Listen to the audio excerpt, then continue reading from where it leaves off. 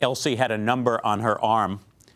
Elsie Listhouse, that was her name, and she lived in the apartment just below ours in Brooklyn, not so many years after World War II.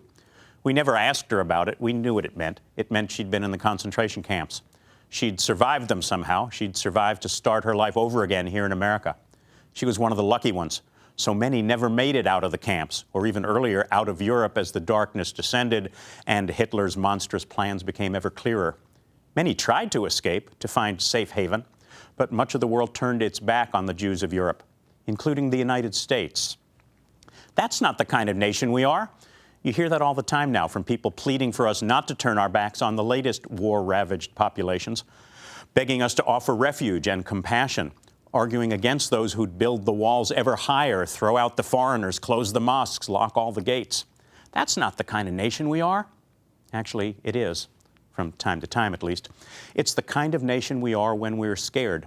We do things totally contrary to our idea of ourselves, to our American ideals. Later, when the fever breaks, we look back on our behavior and we're embarrassed. We say, what were we thinking?